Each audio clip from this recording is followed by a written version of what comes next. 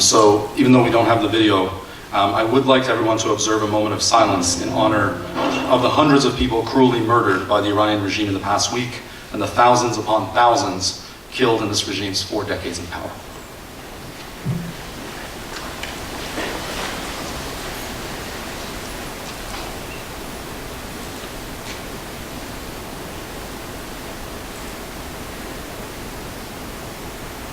Thank you very much. Please be seated.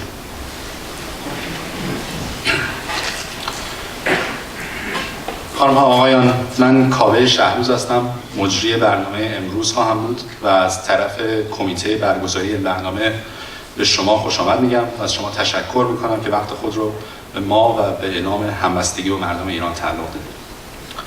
Ladies and gentlemen, my name is Kaveh Shahruz. I'll be conducting today's program, and on behalf of the organizing committee, I want to welcome all of you, in particular our speakers and public officials, for coming on this snowy afternoon in this inclement weather and devoting your afternoon to the cause of expressing solidarity with the people of Iran. Thank you so much. Before we start the program, there are just a few administrative points that I want to make. First of all, kindly turn off your phones or put them on silent. Secondly, if you would like to take a photo or a video, I ask that you please direct your camera to the stage and not to any of the guests that are sitting in the audience. As you can appreciate, many members of our community have legitimate worries about appearing at events like this, and we'd like to protect them to the extent that we're able to. Third administrative point, you know, in past programs of this nature, we've had audience members chant various things throughout the program, including chanting death to, you know, the Islamic Republic, Maghreb, Jamhuriya Islami, things of that nature. And ladies and gentlemen, unfortunately, this particular chant has caused organizers problems in the past, because there are people here, I would say defenders of the Iranian regime in Canada, who report this to city officials as constituting a death threat. And city officials would threaten that they would never allow us to host another event like this, where chants like that are spoken out loud. So it's ridiculous that the regime in Iran is the one that kills people with impunity, but we're the ones that are accused of inciting violence, but unfortunately that's how things work. So I want to say to you on behalf of the organizers that we understand your anger, your rage, your wrath at the cruelty of this regime, but please refrain from any chants that could be interpreted as endorsing death or violence. I also want to let you know that about something else that the organizers of this event have been doing. So in the past few weeks, we have repeatedly been approached and asked by community members about what we can do to get Canada to speak up. So to make things easier for everyone, to pressure the government to act, we've created these very simple postcards. It's a simple letter to Canada's new foreign minister. And it says that the person signing this letter is a voter and that you expect the foreign minister to take certain actions on Iran, and that you will remember these actions or inactions next time there's a federal election. And what we ask of him in this letter is this. We want him to speak out forcefully on the human rights situation in Iran. We want him to impose human rights sanctions, and before anyone misinterprets that statement, human rights sanctions directed at human rights violators. And we want him to list the Revolutionary Guards, the Sepah Pasdaran, as a terrorist organization, as has been a promise of this government. So this letter is on this postcard. Volunteers are going to distribute these to you. All you need to do is just fill out your name and your address. I mean, if you're interested, obviously this is a voluntary thing. And, you know, put in your name, put in your address, and we will mail this out to the foreign minister. What I want is for him to receive hundreds of these letters so that he and Mr. Trudeau understands what we expect of them, and that it's not enough for them simply to just say some nice words to our community, Kam Nowruz. What we actually want them to do is take meaningful action in protecting our brothers and sisters back in Iran. Once you get these postcards, if you want to participate, as I mentioned, just please put your name and address on it and leave it with our volunteers on your way out, and we will make sure that they get to the Minister of Foreign Affairs. And the last administrative message I have is this. There were volunteers outside asking to get your name and email address, and the organizers want to be able to contact you for future events or if there's a human rights crisis in Iran that needs us to mobilize quickly. It's up to you, obviously, if you want to share that information with us, but I really encourage you to do so. Having said all those things, let's get on with the substance of today's program, which I have to warn you in advance, because of the weather, we've had some cancellations, but we'll sort of adjust as we go. So ladies and gentlemen, again, on behalf of the organizing committee, let me welcome you. We gather today in anger, we gather in mourning, we gather in worry, and we gather in hope. We gather in anger today because, once again, the Iranian regime has met the reasonable demands of the Iranian people with violence.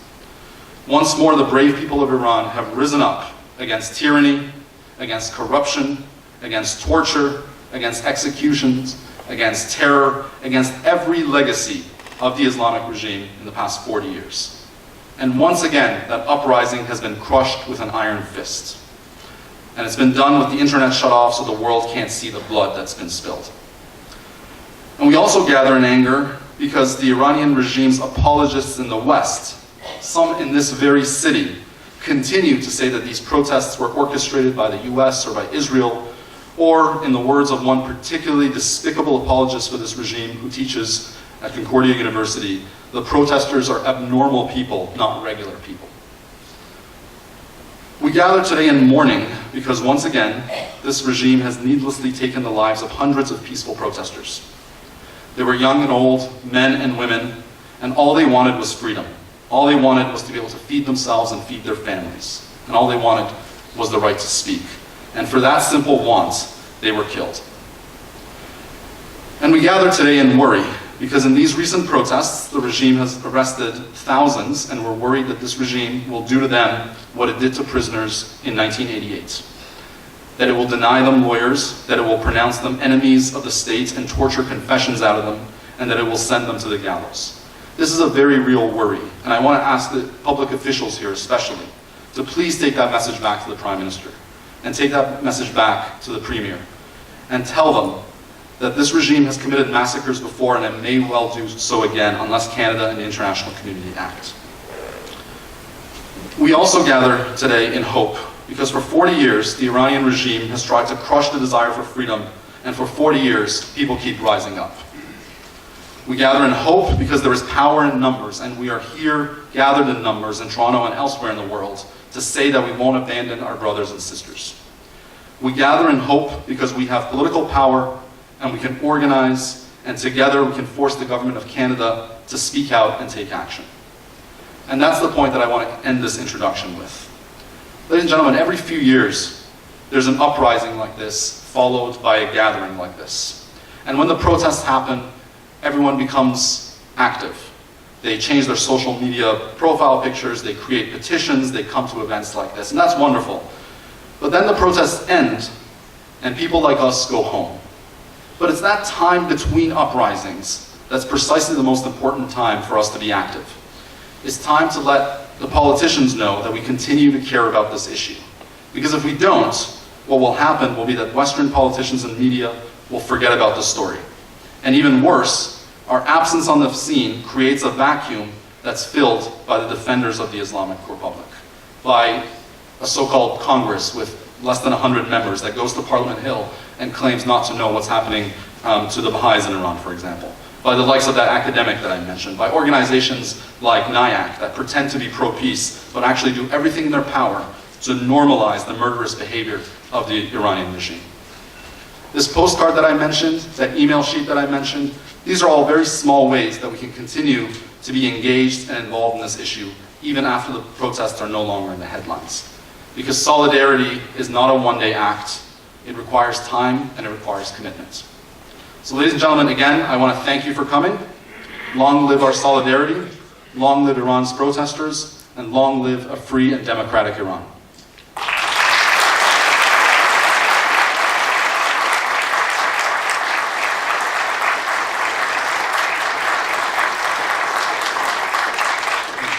So to begin with, I'd like to welcome to the stage the man at whose invitation we're all here today.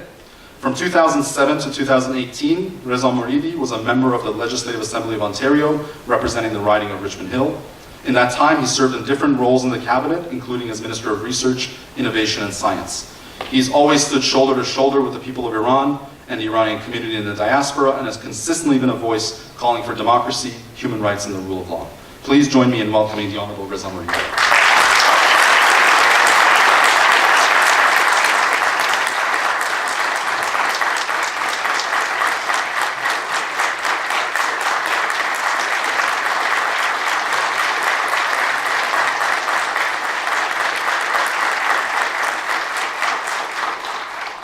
Thank you, Kavijan, for that kind introduction. Ladies and gentlemen, my fellow Canadians, I would like to begin by thanking each and every one of you for taking the time and to be here this afternoon, particularly in this very severe weather condition.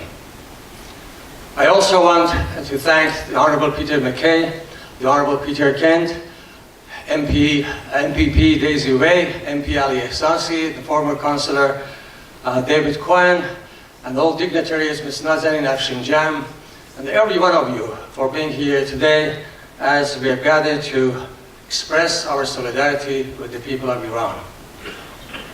I also want to thank Mr. Jagmeet Singh, the leader of Federal New Democratic Party, the Honourable Andrew Scheer, the leader of Federal Conservative Party, and also our Ministry of Foreign Affairs for issuing statements in condemning the atrocities of the Iranian regime.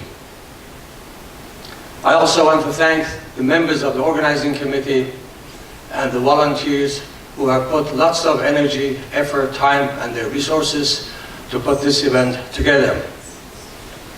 My friends, we have gathered here to show our solidarity to people of Iran who poured to the streets of Tehran and about 100 cities across the country just to protest against the tripling of gas prices. And the response from the Iranian regime was sending their thugs, military personnel, revolutionary guards, military, paramilitary Basij, and other forces to the streets, and to give them the authority under the so-called order, which states fire at will. Fire at will.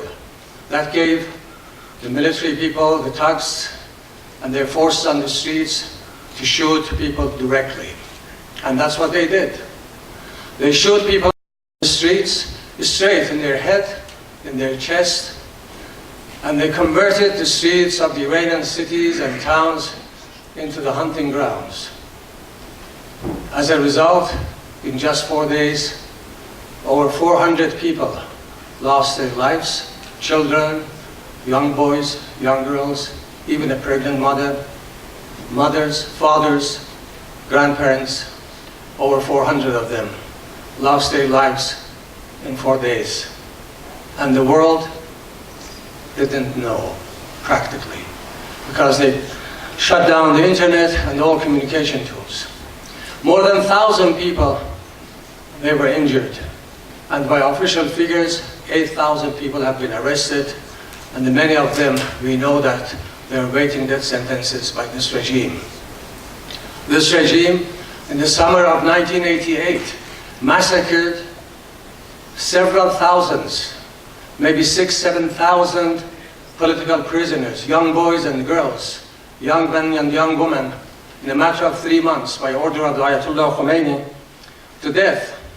And our parliament passed a resolution some years ago calling that as crime against humanity. So, my friends, this regime is capable of massacring those 8,000 prisoners in prisons already. And as Kavi just mentioned, we have to raise our voice to make sure that the life of those prisoners, at least, they are safe.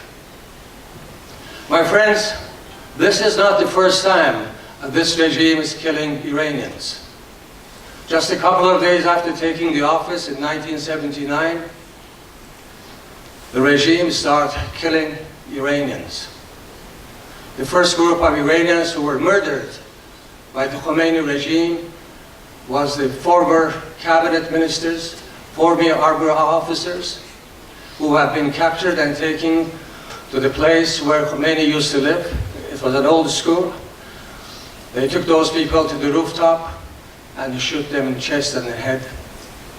And then later, Ayatollah Khomeini went to the rooftop and looked at the bodies, smiled, and went down in his room and prayed God. So, my friends, we are facing with this kind of regime in Iran. Have you ever seen any government around the world to triple the price of something very essential as gas? And the gas is coming off of the soil in Iran. Iran is a rich oil country, and then its residents has to pay 3 times more than usual for the price of gas. But of course, protesting against the price of gas was just one thing people did it.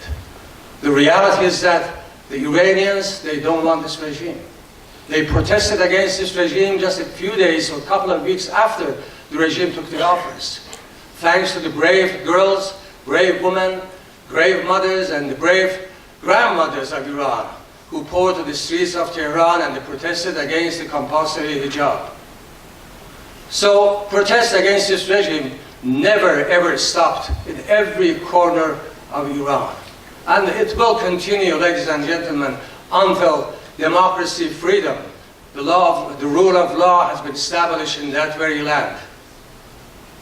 دوستان عزیز، ladies and gentlemen، خانم ها آقایان، ما همه اینجا جمع شدیم تا همدردی خودمون رو با خانواده های اون 400 نفر یا 500 نفری که در این 3-4 روز اخیر در زادگاه عزیز ما ایران جان خودشون رو در خیابان‌های تهران و 100 شهر دیگر زادگاه عزیز ما ایران به خاطر آزادی، استقرار قانون و دموکراسی در کشور ایران از دست دادن نشون بدیم. ملت ایران، ملت بزرگ ایران به آزادی و دموکراسی و استقرار حکومت قانون در کشور ایران خواهند رسید. ظلم و بیداد به هیچ وجه نمیتواند در اون آب و خاک ادامه پیدا بکند. سران حکومت ایران در هر موقعیتی که هستند باید بدانند که ملت ایران خیلی خیلی بزرگتر از آنان است. ملت ایران زمان زیادی طول نخواهد کشید که مملکتشون رو آزاد خواهند کرد و ما ایرانیان خارج از کشور حدود 7 میلیون ایرانی که در تبعید در کشورهای گوناگون دنیا در 4 قاره دنیا پخش پراکنده هستیم، دلمون، فکرمون با آنان است. ما اینجا در شهر تورونتو در محل شهرداری نورتیورک با جمع شده ایم که احساسات خودمون رو، احساسات همدردی خودمون رو با هموطنانمون در ایران عزیز نشون بدیم. دوستان، از کرانه‌های همیشه فارس خلیج فارس تا قشقایی و اصفهان و تهران مازندران گیلان، از خوزستان تا ترکمن صحرا، از بلوچستان تا آذربایجان، از خراسان تا بختیاری و لرستان و کردستان، ایران، ایران، ایران، ایران، تو را پس میگیریم ایران، ایران، ایران، تو را پس میگیریم ایران، ایران، ایران، تو را پس میگیریم ایران. Thank you.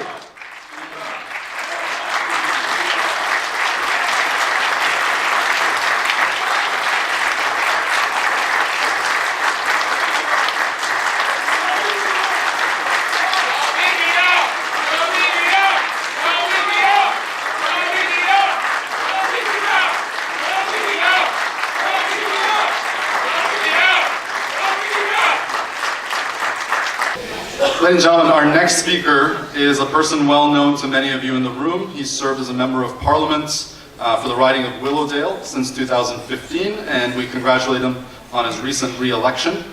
Among other things, he's served as the chair of the All-Parliamentary Group for the Prevention of Genocide and as a member of the Standing Committee on Justice and Human Rights. Please join me in welcoming Mr. Ali Assasi.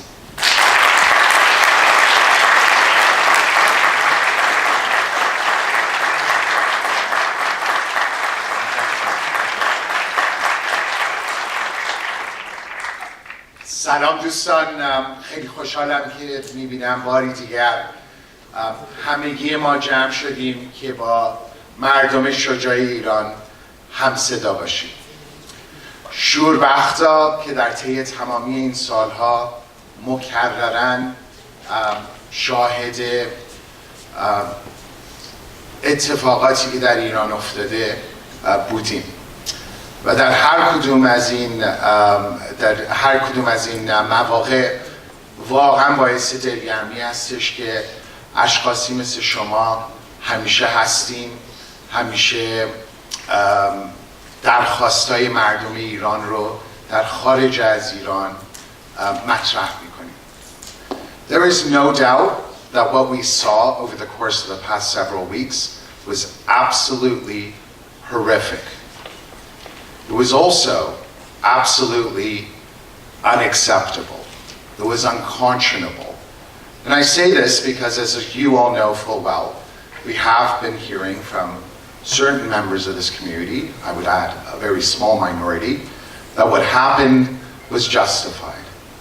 There is absolutely no justification for the painful scenes we were all a witness to. The reality of the matter is that on every minute as things were going on, as people were rightfully standing up to protect their rights, there were officials in the highest echelons of the Iranian government intimidating these people. Now I ask you, I have seen many protests all around the world, but I have never seen government officials take such pride in trying to intimidate individuals. And of course, when government officials do that, they are giving a full license to those security forces to do as they wish. They are saying to those individuals that we will not hold you to account. So thanks to your presence here and thanks to the many, many Iranian Canadians I've had the opportunity to speak to over the course of the past several weeks, to all of you who have gathered last week, this week, across this country, I pledge to you that this government recognizes full well that we will not stand idly by, that we will make sure that the Iranian government is held to account.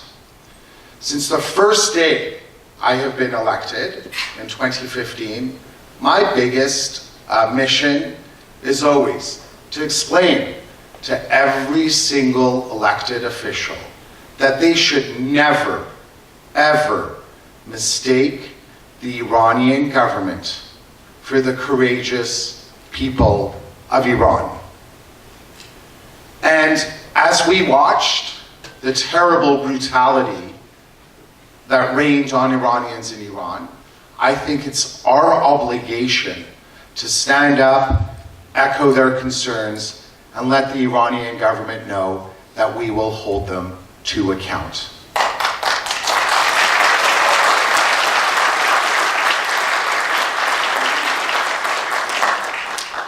I think we can stand very, very proud as Canadians. Over the course of the past 15 years, I truly do not know of any other government, whether conservative or liberal, that has systematically focused on human rights violations in Iran.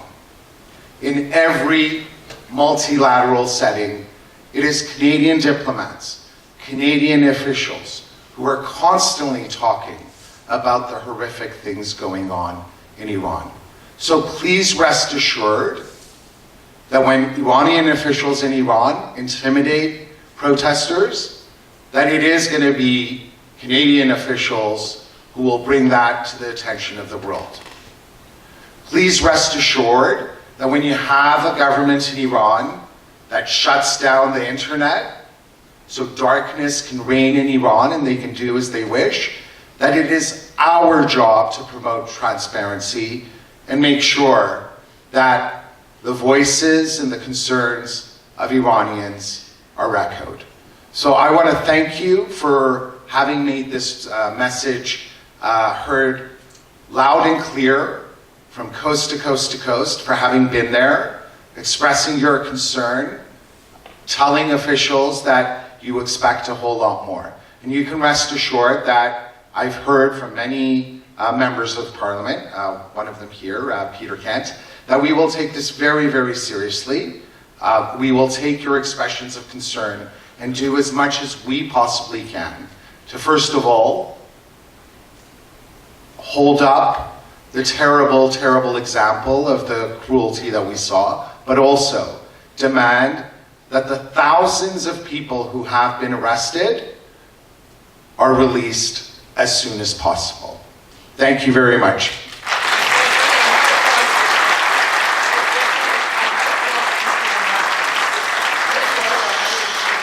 Excuse me, have a seat, please. Have a seat, please. Have a seat, please, sir. Have a seat. This is not that kind of session. Have a seat, please. Can I have a question? No, this is not a question and answer session. Have a seat, please. Thank you. All right. So our next speaker is a member of Parliament from the riding of Thornhill. Under the previous government, he served as Minister of Environment, and before entering politics, he was a well-known journalist, foreign correspondent, and news anchor. We're grateful for how forceful and uncompromising he's been on the issue of human rights in Iran. Please join me in welcoming the Honourable Peter Kent.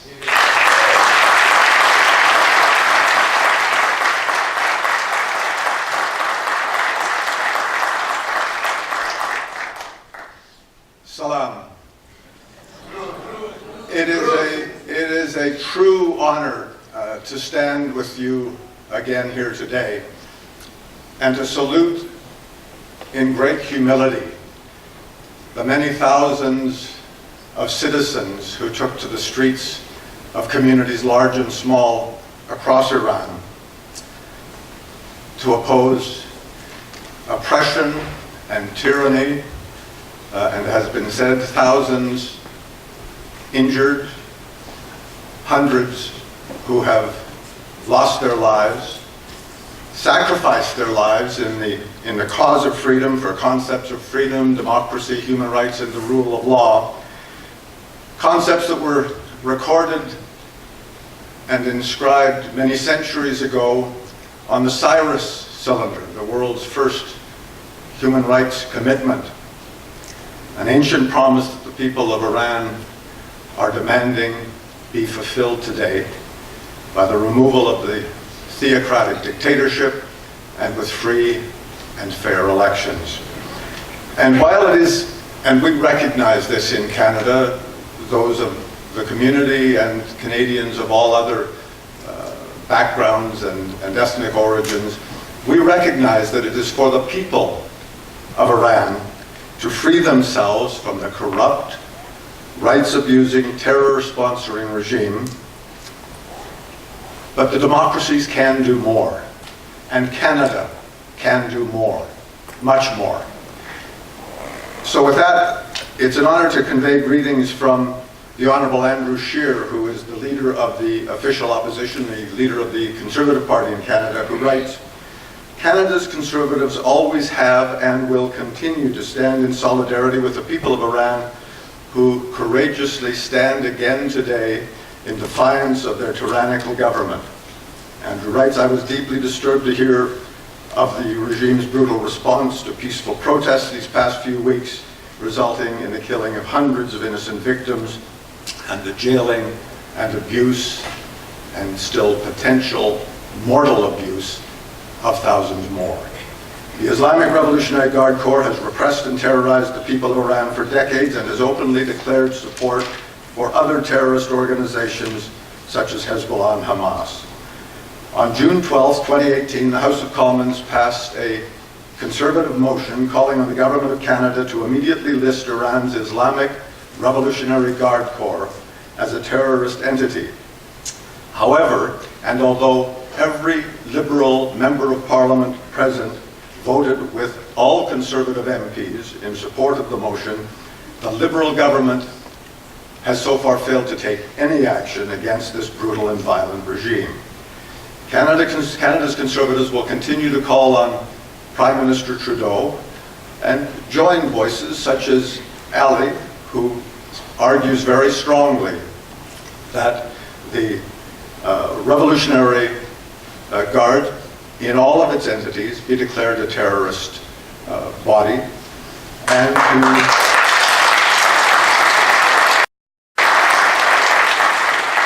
to impose specific individual individual Magnitsky sanctions on Iran's human rights offenders. Canada's Conservatives firmly stand Andrew rights for the protection of fundamental rights of freedom of conscience and religion, and in the immutable dignity of all human beings. It is time, Andrew concludes, once and for all, that the Government of Canada immediately designates the Islamic Revolutionary Guard Corps as a terrorist entity under the Criminal Code. Signed, the Honourable Andrew Scheer. And if I just might add, to be effective, the Magnitsky sanctions weren't designed to be only applied against the Ayatollahs, the ministers, or malevolent judges who order the gross abuse of human rights. These sanctions can also be used against all levels, individuals at all levels of the Islamist regime responsible for carrying out those criminal orders.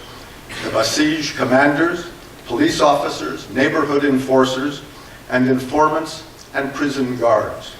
As well, Magnitsky sanctions can be applied to deny the haven, the security, and the prosperity of our Canada, not only to the human rights violators in Iran, but their families and other regime-supporting individuals who are corrupting their democracy.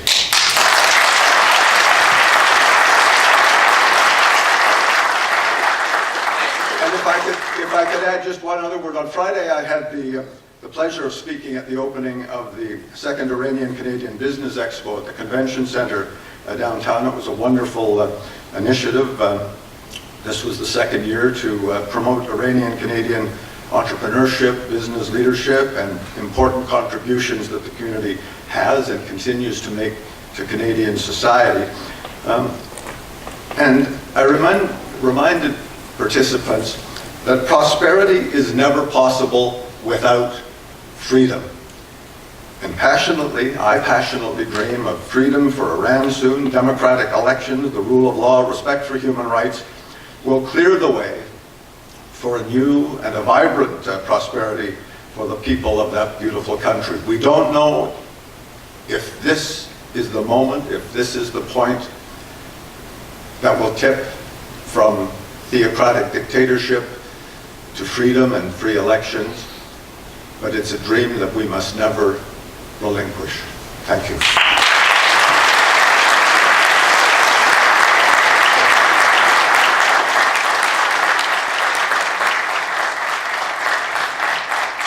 Thank you very much, Mr. Kent.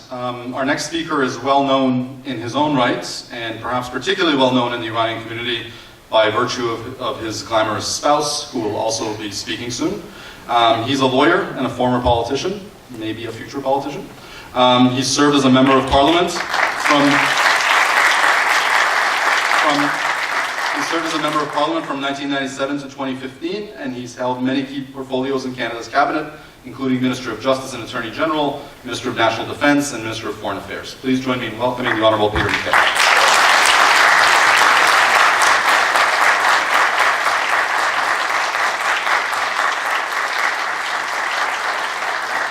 Thank you very much, Gabe. Durud bar Shoma. Thank you. That's almost the limit, I think. Thank you all so much for being here and for being so passionate about your people, the Persian people, the freedom-loving people of Iran. I can't help but reflect on the essence of why we're here. And we've heard from three previously democratically elected. Reza, I want to thank you for your leadership, for always being there, for always speaking out. And Ali as well, for your passionate representations here, and Peter. It's an honor to be here in such a non-partisan environment to express our solidarity with the people of Iran. And to think that in the time since the revolution, there have been 15 elections in Canada, 3 in Afghanistan. And so it is important to remember the possibilities, the hope, the change that is envisioned by gatherings like this. We have to believe this is going to happen. Because if we don't believe, how can the people of Iran feel the hope and the expression of solidarity that is here? We have to send the message that it's going to happen through every means possible. Through the media, through social media, when it is available, and through expressions such as these, that we are with the people of Iran, that we are there.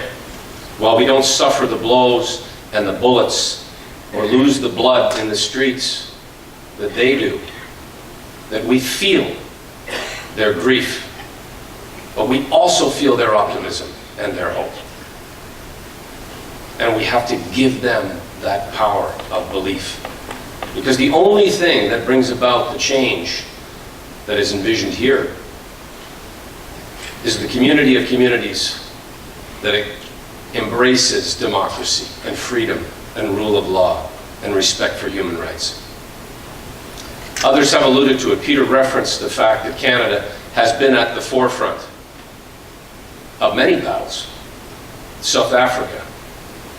It was a Canadian Prime Minister who convinced Reagan and Thatcher to move mountains to end apartheid in South Africa.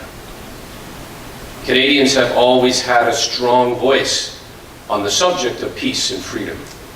It was a Liberal Prime Minister that led the efforts to end conflict in the Sinai.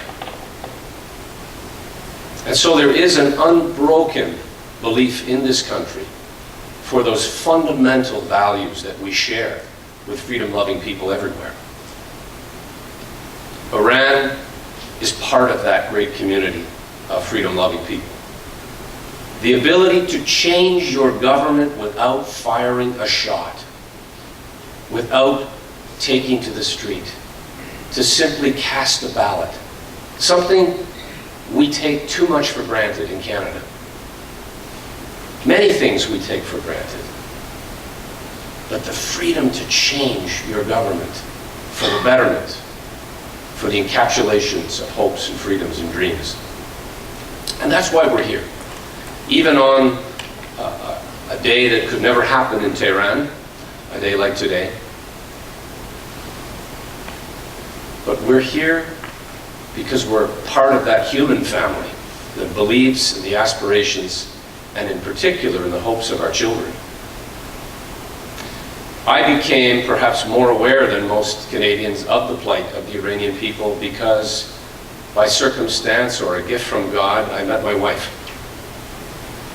And we began a dialogue at first from one side of the country to the other, telling me of the plight of children in Iran. Those young, innocent, joyful beings who want nothing more than to play and be loved. Little did I know that I would one day share children with this woman. But she used to call me with the names of individuals who needed help. One in particular who had the same name as she did, who was sentenced to death. And because Canada doesn't often have very direct communications with Iranian officials, on one occasion I did. Came face to face with the Iranian foreign minister.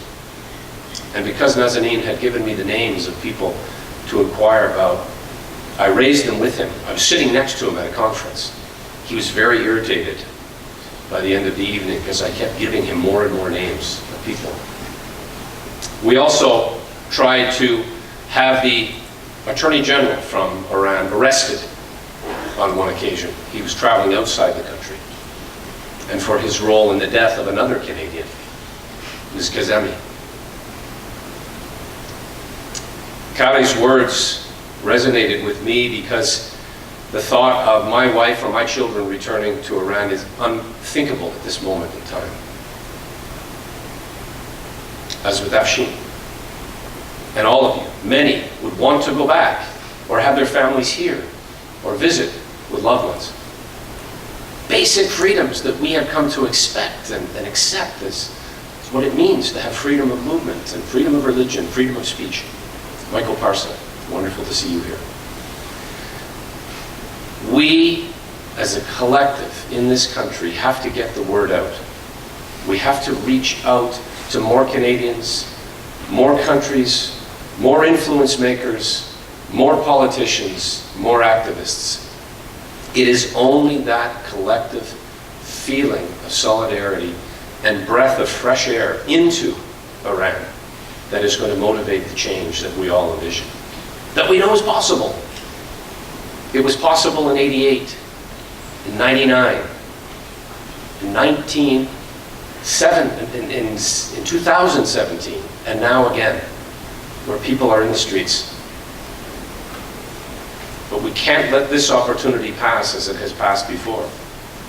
It is going to require the United Nations, all nations, to step forward and clearly signal the support that we know is there. And there are many, many competing priorities on everyone's agenda. This has to rise up to the top.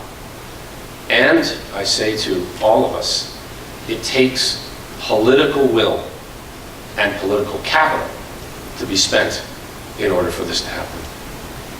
I thank you so very much for the invitation to be with you. God bless you and safe home.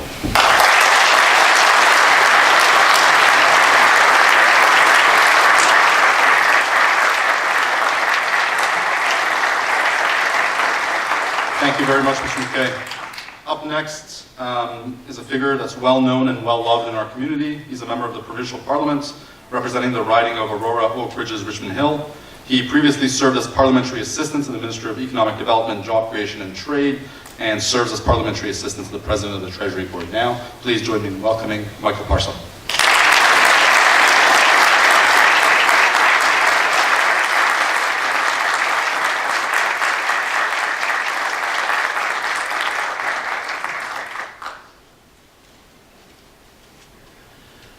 Good afternoon, everyone. I first want to start off by offering my deepest gratitude to the organizers and those who have taken the time to be able to organize this gathering for us here today. I came here without any greetings, without any notes, without anything, because I wanted to speak to you directly from my heart, and I wanted to look in the camera and talk to the people of Iran and those who are watching this directly from my heart, because I think it's important for people to hear that from us. We talked about the basic human rights here in Canada. We talked about the rights that we so enjoy here every single day. And you heard the Honorable Peter McKay a few minutes ago allude to the fact that sometimes they're taken for granted. Well, by your presence, for being here today, by being here last weekend at the protest 2 days in a row, we're showing them that we're not taking it for granted, that we value these. We're letting the people of Iran know that they're not alone, that we're here with them. This is a peaceful gathering, demonstration, but it means a great deal to those who go out and sacrifice their lives and their well-being every single time they're on that street.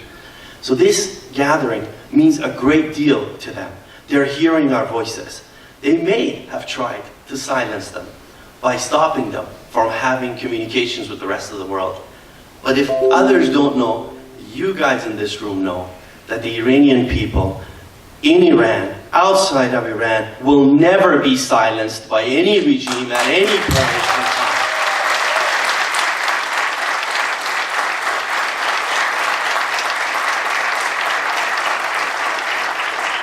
Canada has been a great home to many of us. It has given my family and I, we came to Canada with very little. Canada gave us everything we have, including peace. Something that is incredible. And I talked about it last weekend when we were outside, and so many familiar faces were out there as well. The simple notion, as a member of provincial parliament, you will not believe every day, on a daily basis, there are people that come to parliament to express themselves. That's the beauty of democracy. It doesn't matter what faith, what religion, what political stripe, it's irrelevant. They come in to speak their mind. That is the true essence of your basic human rights that we're allowed to express here. And as I said it last week, and I want to reiterate again, the basic human rights that's now being valued, that the world is talking about now, the Iranian people talked about it thousands and thousands of years ago. That's something that we're proud of. So when the people go out there and they talk about fuel prices, etc., the cost of living, it's very difficult. But you and I both know it's deeper than that. It's much, much, much deeper than that. So I look to you, to the people of Iran. I want to send you a message. As a member of provincial parliament, in my capacity, and I can tell you on behalf of many, many, many, many who believe in you, you will be free one day. We stand with you every step of the day. I will stand with you. We will see a day where you are free and we can travel. We no longer have to have these protests, these rallies. We will be able to come and enjoy every single city and every single thing that you do in Iran with you. We thank you. We believe in you. Keep it up. Thank you all for this opportunity.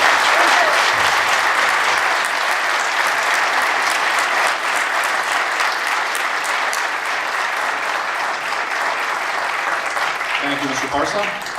Up next is Ms. Daisy Way, who represents the riding of Richmond Hill in the Legislative Assembly of Ontario. Ms. Way is a former member of the York Regional Police Services Board and a former chairperson for the Richmond Hill Chamber of Commerce. We're very lucky to have her here with us today. Please welcome Ms. Daisy Way.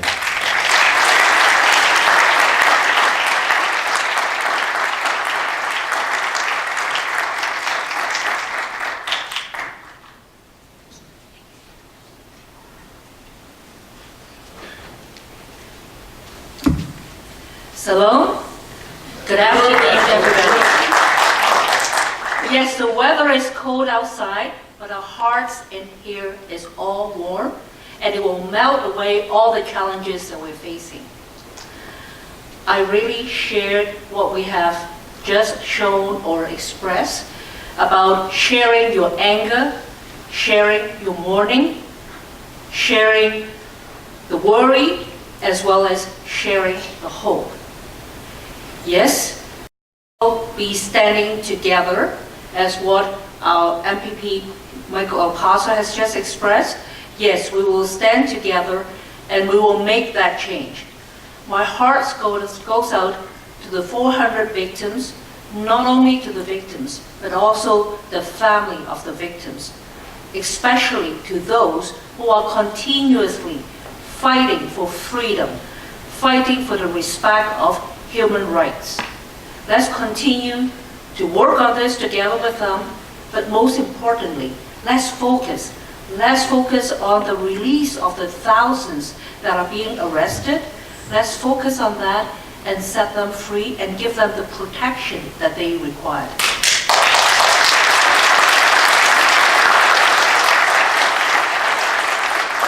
My heart goes out with you, and God bless you all as we share these moments together. Thank you.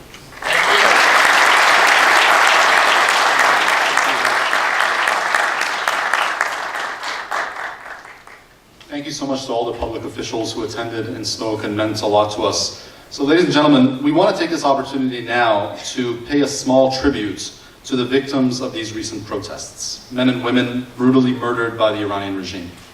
It's an opportunity for us to come together, regardless of political affiliation or political belief, to condemn these heinous violations of human rights. So I ask all of you that have photos of those recently killed to please come to the front. You will hear a number of brief stories, and the brief stories that you're going to hear today are based on newspaper reports as well as reports provided by independent human rights organizations. These are only a tiny sample of the hundreds of tragic stories that we could tell.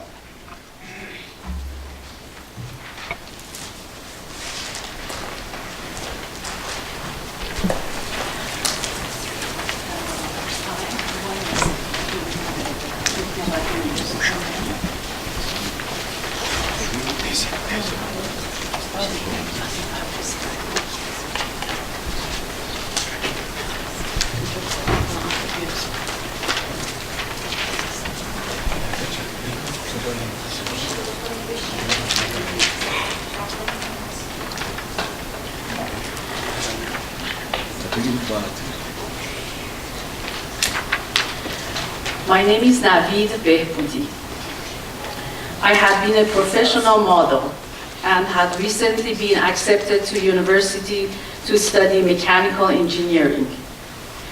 I worked in Isfahan but had returned home to شهروند near Tehran to spend time with the family and to attend a friend's wedding. On November 16, I participated in a protest and was shot by a sniper.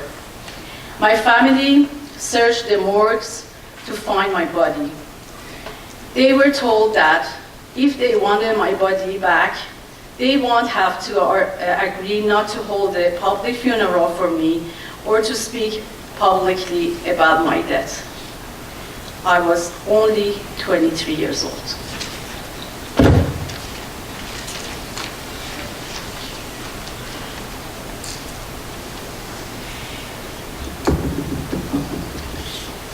My name is Amene Shahbazi. I was shot and killed in Karaj on Sunday, November 17th. I had left home to fill a prescription when I became aware of the protests. A man was shot near me. I knelt down to wrap my scarf around the leg of the wounded person when I was shot in the back of my head. My family received special instructions. No special ceremonies should be held, and also that family members were not to give interviews to any journalists. I was only 34 years old.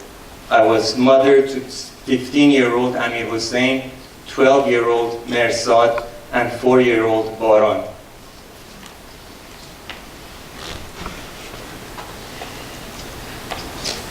My name is Puya Bakhtiari. I was shot in the head during protests in Iran while standing beside my mother and sister in Karaj. I was an electrical engineer.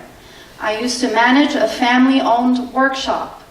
I loved Persian poetry and Iran's history, and in the meantime was planning to immigrate to Canada.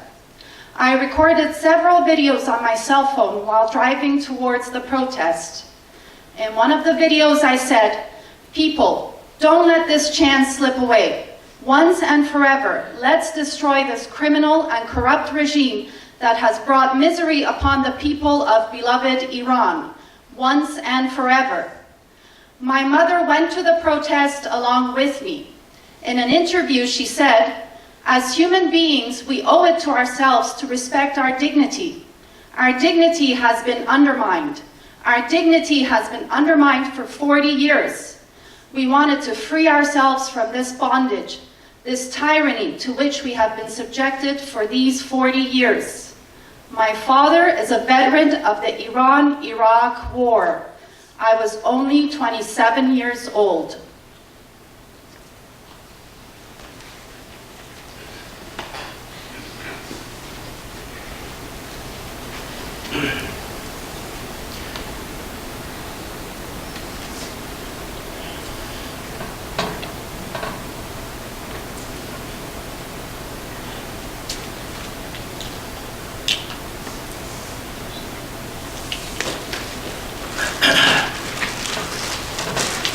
My name is Nihta Esfandani. I was shot in the head in Tehran on November 16th. Iranian state TV conducted a coerced interview with my parents. The interviewer pressured my father to blame instigators for my death. The security forces told my family that because of my age, they didn't have to pay to retrieve my body. I was only 14 years old.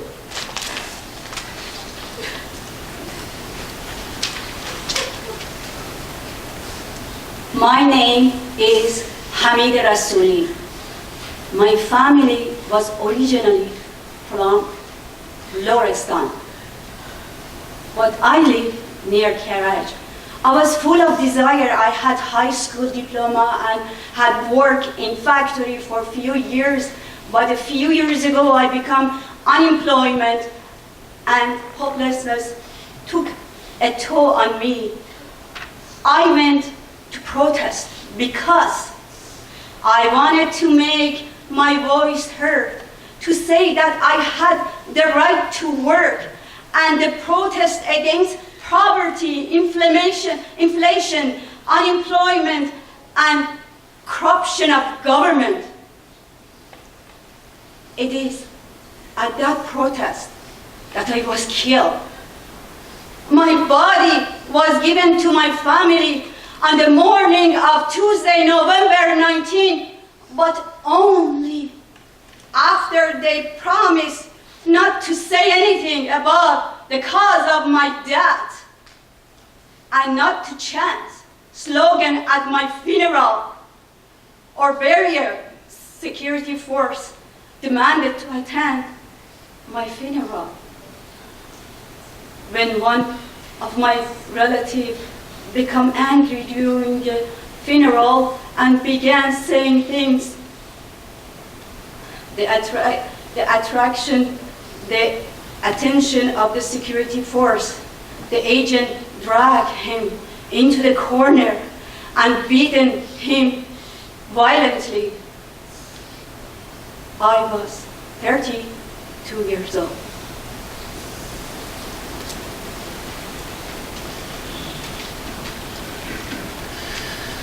My name is Maysam Ahmadi. I work in a mechanic shop. I got engaged to Somaya Shirdel on November 13. 3 days later, on November 16, I was shot in the abdomen in Karaj. I died in a hospital 6 days after that. I was supposed to get married on January 16 of the next year. My fiancé said when I saw him on a hospital bed, his hands were still greasy from work. I will never forget it. My family members have kept their silence because they are worried about what the authorities could do in retaliation. In particular, they are worried that the authorities could desecrate my grave. I was 27 years old.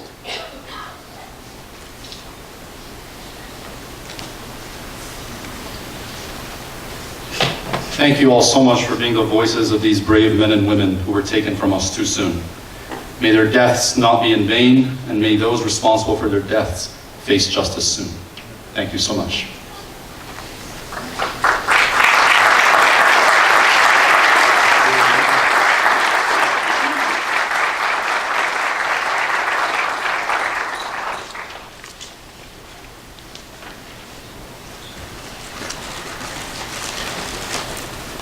Ladies and gentlemen, I'm very excited about our next speaker, and I'm really honored that he accepted our invitation to be here today.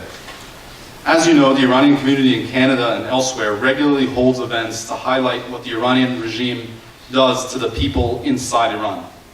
Regrettably, something we don't often focus on is how the Iranian regime harms people outside Iran's borders. Our next speaker, Jamal Mansour, is from Toronto's Syrian community, and he'll speak about that issue. Mr. Mansour is a Palestinian Syrian activist. He's currently pursuing a PhD in political science at the University of Toronto, studying the relationship between the Syrian regime and the Damascene Sunni business class elites. Please join me in welcoming Mr. Jamal Mansour.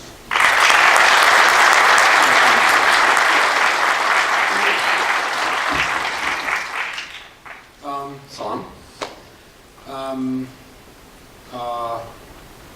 I really feel that I really shouldn't be speaking to you because the quality of the speakers that have come up and because of what was just demonstrated. I feel whatever I'm going to say is going to be pithy. However, there is something to be said about how there is a cross-cutting solidarity with the Iranian people, something that you might not be aware of. So I thought it is incumbent upon me to tell you this. I first come with a sincere, heartfelt apology.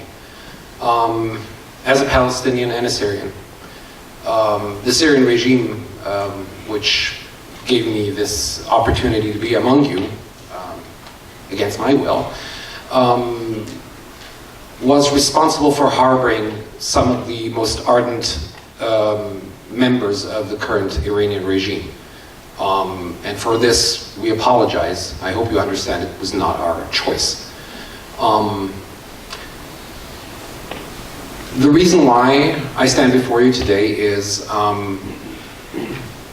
the Syrian regime, which is aided, abetted, supported in many facets, at many levels, by the current Iranian regime, What you've just seen is a snippet of what was happening in Syria for the past 8 years.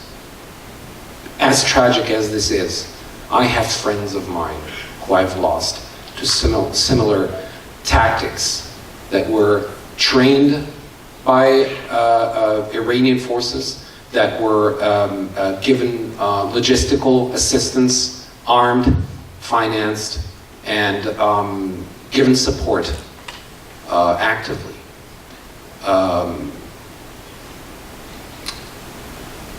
To tell you one thing, if I can give you one sincere thought about what's happening right now in Iran, things take time. It is easy for us to say that. We're not suffering. We're living in a democracy. I just voted, by the way, I'm sorry, the other party, for the first time in my life. And the exhilaration of that, the exhilaration of feeling that A, I have a voice, B, my voice counts. It was something of a life-changing experience. And for this, any price is worth paying. I've lost my own house. I've lost several friends. I've been ridiculed. I've been trolled online. It still follows me to this day. I have to defend what I think is obviously right, that no government in the world is more important than its own people. That there's nothing in the world that says that a government staying in power is worth human lives. I've had to defend that. I still have to defend that. I understand how you guys feel. But to tell you one thing, me and a lot of other Syrians are watching what's happening in Iran. We stand in solidarity, in true solidarity, with the great people of Iran. If Iran becomes free, we will follow. So we depend on you.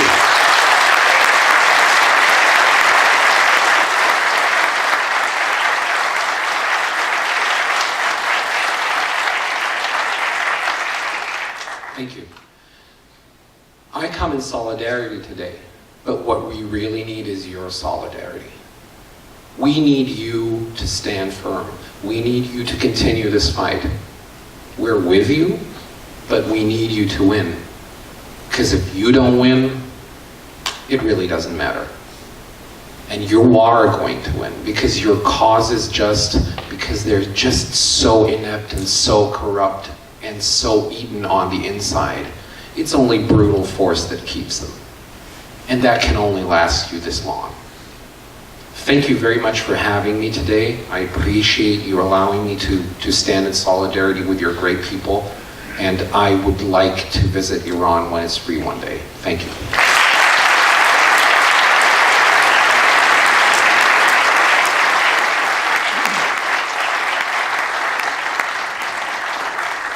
Thank you so much, Mr. Musa. That was wonderful.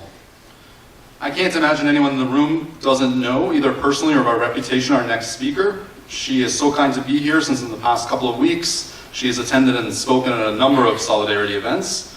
Nazanin Afshinjan-McKay is an Iranian-Canadian public speaker, artist, human rights activist. She's also a former Miss Canada who has used her platform to co-found and lead an organization called Stop Child Executions. She's also the founder of the Nazanin Foundation.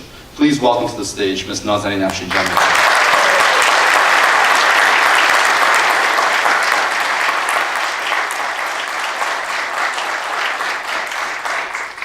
Thank you all for standing in solidarity with the Iranian people and for mourning the losses that we've just seen on stage here.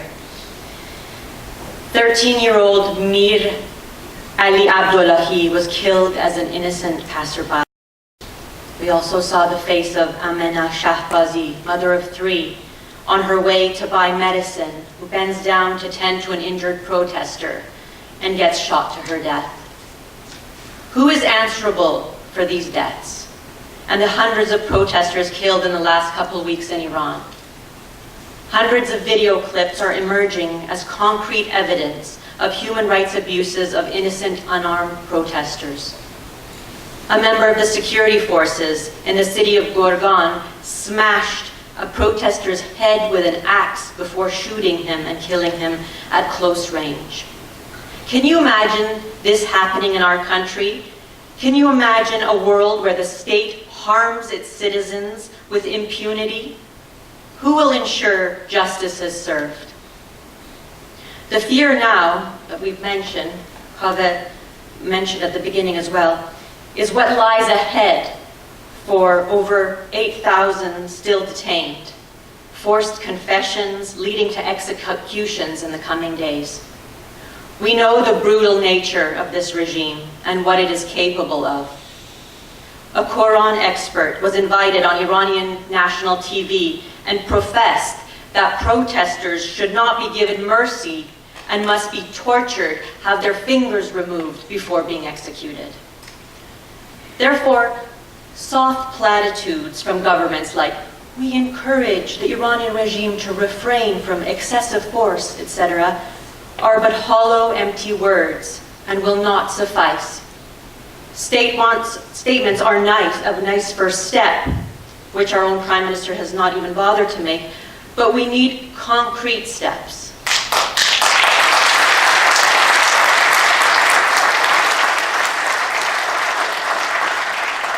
We should stand behind the Canadian-conceived responsibility to protect doctrine adopted by the United Nations, which calls for member states to come to the aid of nations where crimes against humanity and genocide are being committed.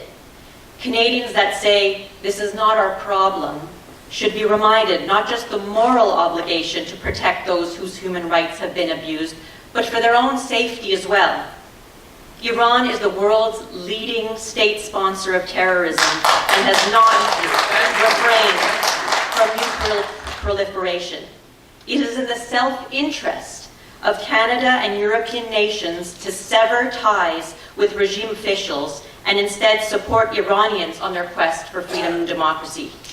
Because we must remember, these protests were not about the spark of fuel surges, but the grievances of the vast majority of Iranians over 40 years under a brutal tyranny.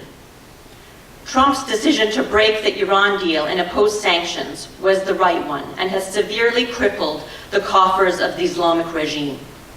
One might argue that it has also hurt regular Iranians, sort of like radiation affecting both good cells and bad. The question now is, how do we treat this cancer? We need a targeted excision. We need to target regime officials and the IRGC where it hurts the most, their existence and their pockets. What can we do here in Canada? First of all, adopt the Magnitsky Act, which would imply sanctioning those who are committing human rights abuses and impose asset freezes on regime officials with finances in Canada, as well as travel bans.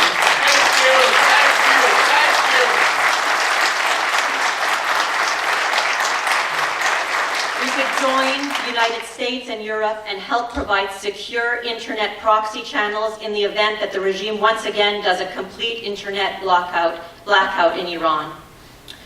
We hear constantly from the regime that they enjoy the popular support of the people. We know this to be the biggest of many lies. If they are so confident in the support, I challenge them, as 14 top activists in Iran have already done, to hold an internationally monitored referendum.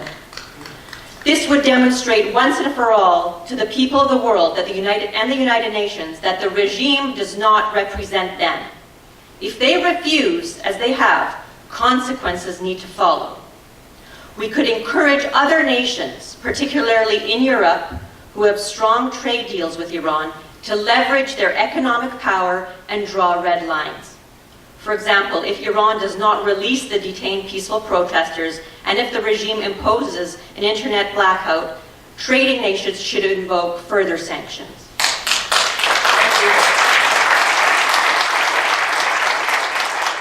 Iranian diplomats should be offered asylum by a certain date, otherwise be treated as persona non grata and be sent back to Iran.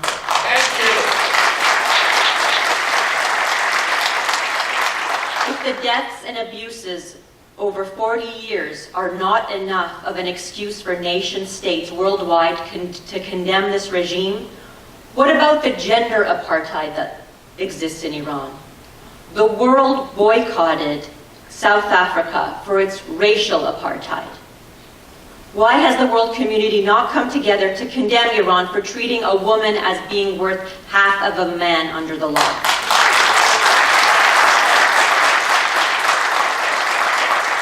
This type of apartheid is equally pernicious and must be condemned in the strongest terms as it was in South Africa. Iranian opposition groups and Iranian opposition channels should unite and coordinate a date for a countrywide general strike and sit-in. Even regime forces would not be able to do anything if a fraction of its 80 million population were to come out and do a peaceful sit-in. Of course, this would be through the instigation of those from the inside and what their wants and beliefs were. Once again, let me say how heartened I am to see the strength and numbers of Iranian Canadians here today in support of our loved ones who live under those oppressive tyrants. I believe it is not a matter of if, but when. حکومتی که مردم را بی جهت میکشد، لیاقت حکومت را ندارد. جمهوری اسلامی باید برود. Freedom for Iran. پاینده ایران.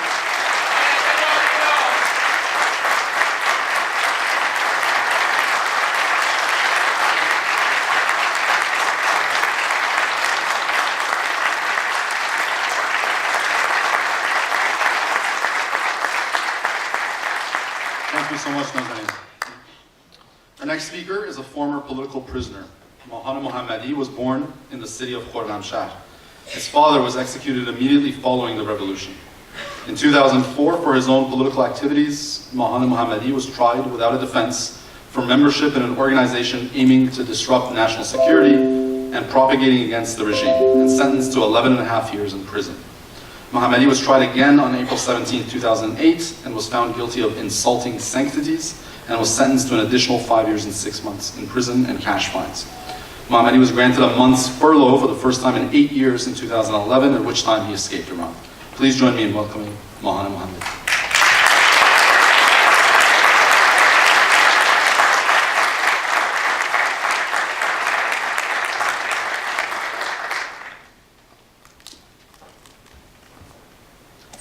درود میگم به همگی. درود بر شما. و عذرخواهی میکنم از اینکه فقط میتونم فارسی صحبت کنم، اینجا حرفامو بزنم. قبل از اینکه شروع کنم لازم میدونم تسلیت بگم به همگی ملت ایران، به خصوص اونم که توی هفته آخر آبان ماه باز هم جلوی ماشین کشتار جمهوری اسلامی درها کشته دادن. متاسفانه این اتفاقی که بارها تکرار شده و باز هم تکرار میشه تا زمانی که جمهوری اسلامی اونجا وجود داره. من ماهان هستم. اسفند ماه سال 83 در منزلم در تهران بازداشت شدم به اتهام اهانت به مقدسات، نقد قرآن و نقد تاریخ اسلام و هر موضوعی که در ارتباط با اسلام بود و جزء مقدسات این دین محسوب میشه. چیزی حدود 7 ماه بند 209 اوین بودم، 3 ماه انفرادی و مابقی مدت سلول های عمومی. بعد از اون در سال 84 منتقل شدم به بندهای عمومی زندان اوین. تمام اندرزگاه رو بودم، 2 بار و 2 نوبت اندرزگاه 350 و طی این مدت تا اولین مرخصیم که بعد نزدیک به 7 سال بود با طیف زیادی از مخالفهای جمهوری اسلامی، فعالین سیاسی و حقوق بشر، اقلیت‌های مذهبی و دیگر گروه‌ها آشنا شدم. آدم‌های سرشناس و افرادی که در سال 88 در بحث جنبش سبز و جنبش‌های اعتراضی مردم دستگیر شدم و اومدم به نام معترضین کف خیابان. در آخرین مرخصی سال 91 بعد از تقریبا نزدیک به 8 سال مجبور شدم از ایران خارج بشم یا به نوعی فرار کردم. این هم نه به خاطر سختی زندان جمهوری اسلامی بود، بلکه تعدادی از افرادی که در زندان بودن از جریان‌های دیگر سیاسی که از سال 88 به بعد وارد زندان شدن، شرایط رو در زندان خیلی سخت کرده بودن برای افرادی مثل من. بنابراین اومدم و 20 ماه ترکیه و بعد در سال 2014 وارد کانادا شدم و الان حدود بیشتر از 5 ساله که اینجا هستم. طی این مدت من متاسفانه خاطرات تلخ زیاد دارم. میخوام به یکیش اشاره کنم. نام کسی که کمتر شنیدید و شاید خیلی غریب بود و خیلی مظلومانه در زندان اوین جانش از دست داد. امیدرضا میرسیافی جوان وبلاگ نویس بود که در سال 87 به اتهام توهین به رهبری در روی وبلاگش به 2 سال حبس محکوم شد و در سال 87 وارد زندان اوین شد. متاسفانه شرایط روانی خوبی نداشت، از لحاظ روحی خیلی تحت فشار بود و 2 هفته بعد از اینکه من از اندارتگاه 7 به 8 منتقل شدم با خبر شدیم که تعداد زیادی قرص قلب خورده و متاسفانه جانش از دست داده. خانواده‌اش خیلی تحت فشار بودن که به هیچ عنوان در مورد مرگ امید هیچ صحبتی نکنن، چگونگی فعالیتش و به همین دلیل خیلی غریب بود.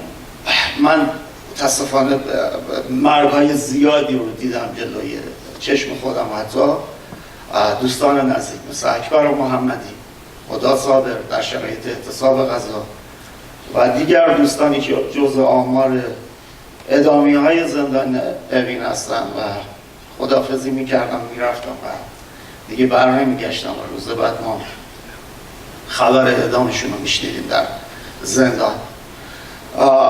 و طی این مدتی که من خیلی مستقیم با جمهوری اسلامی درگیر بودم، به خصوص از زمانی که شاید یه مقدار سن کمتری داشتم و بعد از اعدام پدرم در سال 58، چیزی رو که باورم هست اینه که جمهوری اسلامی 2 وجه بیشتر نداره: امنیتی و نظامی.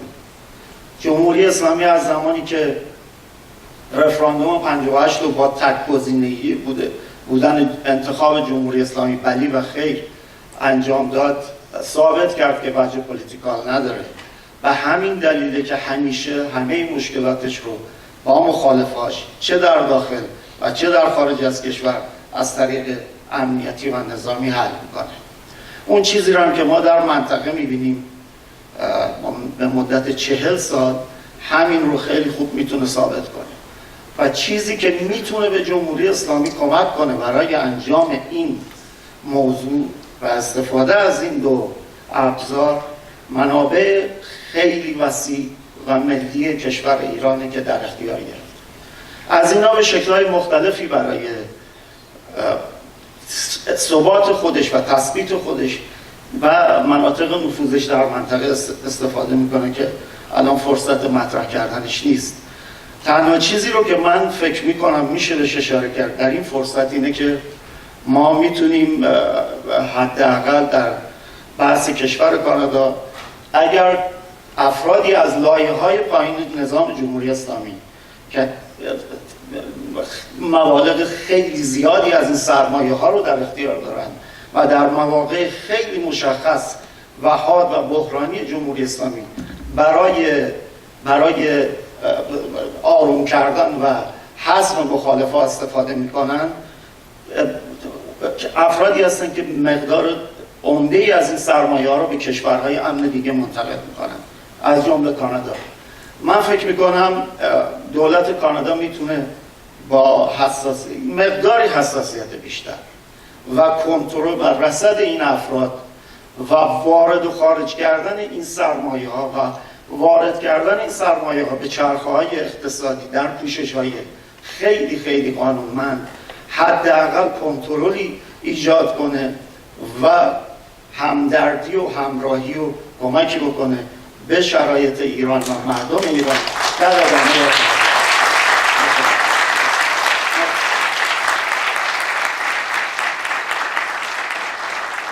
خیلی متشکرم از شما جناب محمدی. And our next speaker is a former political prisoner and current activist. She was summoned to a court in Iran in 2009 for her peaceful student activism and journalism and was sentenced to 1 year imprisonment and banned from continuing her education. She was rearrested in 2013 for her activism in defense of human rights and sentenced to 7 years imprisonment. She was released after 2 years. She began her cooperation with Shirin Ebadi's Center for Defense of Human Rights while still detained at Evin prison. Only a week after her release, she began a well-received campaign in support of imprisoned mothers in Iran.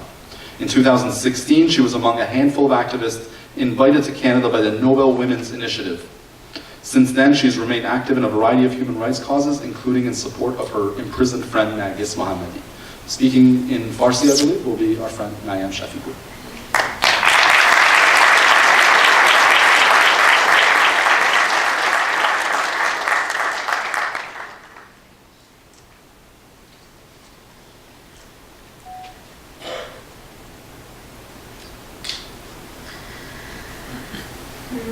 I should say thank you to Mr. Meridy for all his tireless efforts in support of human rights in Iran.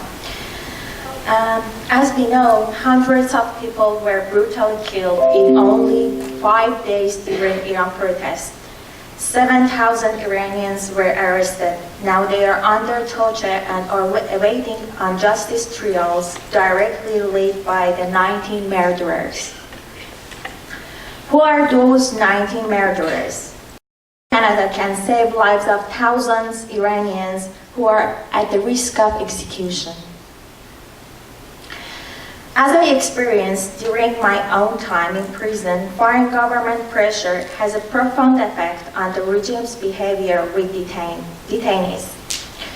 This influence by Canada will be greater than other Western countries, as we know, Islamic regime and its relatives have a lot of interest and properties here on Canada soil. Implementing targeted sanction under Magnitsky law against 19 murderers for unbelievable violation of human rights in Iran can be a strong warning against unfair trials and their operators, sending the message that they're accountable for their crimes. And about IRGC. Let me tell you an example. Imagine you live in Iran. Someone has killed all your relatives and loved ones and has stolen their money, and they have invested this bloody money in a foreign country, for example in Canada. Someone is making your country a hell, and Canada welcomed them warmly to create a heaven with their bloody money in its soil. What do you feel about Canada? This is exactly how Iranians feel about Canada. As you agree with me, we are not talking about ordinary thieves. We are talking about terrorists who are killing people in Iran, Iraq, Syria, Yemen, and all over the region. It's like Canada welcomed ISIS member just because of the bloody money that was stolen from innocent people. Iranian people on social media call Canada as a house of Iranian thieves.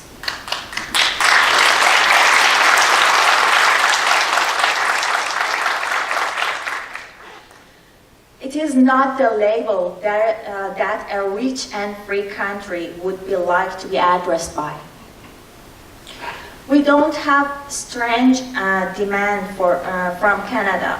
We just want to urge Canadian government to list IRGC as a terrorist entity under a criminal code for protecting Canadian security, Canadians' national security. Mr. Trudeau may think people in Middle East or in Iran deserve those government and situation. No, they don't. They are being shot and killed every day for freedom. We just want to beg you do not welcome their killers just for blood money. Thank you.